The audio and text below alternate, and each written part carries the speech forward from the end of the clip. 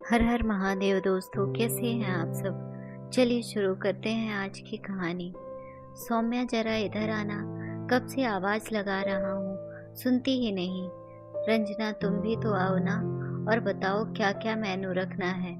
भैया, आप तो ऐसे चिंता कर रहे हैं जैसे सारा शहर बस आपकी ही बेटी की शादी में खाना खाने आने वाला है। रंजना, उनकी बहन ने कहा। हाँ भाई, मेरी बेटी की शादी है तो सब कुछ लाजवाब होना चाहिए। एक ही तो ख्वाहिश थी मेरी कि मेरी बेटी जब इस घर से विदा हो तो ऐसे जाए कि लोग सालों साल याद रखें। पापा की बातें सुन सौम्या कोने में खड़ी भावुक हो रही थी। तभी राहुल आया और बोला, दीदी आप यहाँ खड़े खड़े क्या सोच रही हो? अपने हिस्से के गोलगप्पे नहीं बताओगी? बस तीखी पानी पूरी से मुझे ही परेशान करना था तुम्हें। सौम्या सुनकर मुस्कुरा उठी, लेकिन कहीं ना कहीं अंदर से वो ये जानती थी कि पापा ने इस दिन के लिए अपनी कितनी ख्वाहिशों का गला घोटा था। उसने देखा था पापा को रोज तिल तिल मरते हुए। सौम्या वहां से अंदर आती है और शादी की तैयारियों में लग जाती है। वो अपनी बुआ के बहुत करीब थी, क्योंकि वो छोटी सी थी जब एक दुर्घटना में उसके माँ की मृत्यु हो गई थी। तब से उसकी बुआ ने ही उसे माँ जैसा प्यार दिया था। बुआ की शादी हुई थी, लेकिन उनका बच्चा नहीं हो सका था, इसलिए ससुराल वालों ने उनका साथ नहीं दिया और उनके पति की मृत्यु के बाद उनसे रिश्ता खत्म कर लिया। रंजना ने सौम्या और राहुल पर अपने बच्चों जैसी ममता लुटाई है। बच्चे भी माँ समान बुआ का बहुत आदर करते हैं। देखते देखते शादी का दिन आ गया और सौम्या मन ही मन प्रार्थना कर रही थी कि बस सब कुछ अच्छा हो जाए और उसके पापा की मेहनत साकार हो जाए। उसके पापा ने सुबह से कुछ नहीं खाया था, क्योंकि जब तक बेटी की विदाई नहीं हो जाती पिता उपवास रखता है। सौम्या जब तैयार होकर पार्लर से आई तो उसकी सहेली ने कहा, कुछ खा ले, अभी बारात आने में टाइम है। तो सौम्या ने कहा, मेरे पापा भी तो सुबह से भूखे हैं, मुझे नहीं खाना। शादी की रस्में शुरू हो गई। कन्यादान की रस्म शुरू होने से पहले दूल्हा दुल्हन जब खाना खाने जाने लगे तो सौम्या ने देखा उसके पापा के पास उसके ससुर जी और बहुत सारे ससुराल वाले खड़े हैं।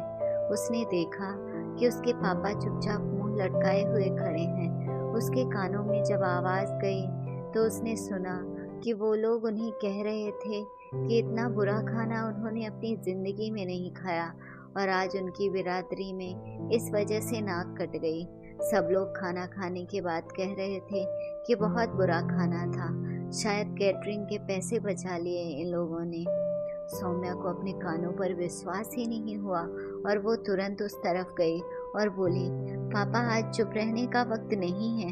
आप इन लोगों को बताते क्यों नहीं कि इस एक दावत के लिए आपने अपनी पूरी जिंदगी की तनख्वाह, अपनी ख्वाहिशें सब दांव पर लगा दी। यहाँ तक कि हमारे जिद करने पर भी अपने ऊपर एक पैसे का खर्चा नहीं किया, सिर्फ इसलिए कि मेरी बेटी की शादी की दावत ऐसी हो कि हर कोई उसे याद रखे। अमन ने सब सुन लिया और वो बोला, सौम्या तुम रहने दो, किसी को सफाई देने की जरूरत नहीं है। अमन ने तरुण को आवाज दी और बोला, यार खाना कैसा लगा तुझे? तो वो बोला, ऐसी दावत बहुत टाइम बाद खाई है। अमन ने कहा, पापा आपको ऐसा नहीं करना चाहिए था। आप ये क्यों नहीं समझते कि एक पिता अपना पूरा जीवन लगा देता है अपनी बेटी की शादी के लिए, और वहाँ आने वाले लोग एक मिनट में फैसला कर देते हैं कि इन्होंने खाना अच्छा सर्व नहीं किया। जो पिता बच्चे की शादी के लिए पूरी जिंदगी पाई पाई जोड़ता है, क्या वो इस चीज में कंजूसी कर सकता है? पहली बात तो खाने में कोई कमी नहीं थी, और दूसरी बात, अगर कमी होती भी या कोई रिश्तेदार कुछ कहता भी है तो आपकी ये जिम्मेदारी बनती है कि आप उन हालातों को संभालें, क्योंकि ये अब आपके समधी हैं जिनसे आपका संबंध जुड़ा है। अमन के पिताजी ने सौम्या के पिताजी से माफी मांगी और फिर कन्यादान की रस्म अदा करने के लिए कहा। सौम्या के पिताजी को एहसास हो गया था कि अमन जैसा दामाद पाकर वो धन्य हो गए और वो सौम्या को कभी भी बेइज्जत नहीं होने देगा। अगर आपको कहानी अच्छी लगी हो तो अपने दोस्तों के साथ भी शेयर कीजिए। इस कहानी से प्रेरणा जरूर लीजिए दोस्तों। धन्यवाद।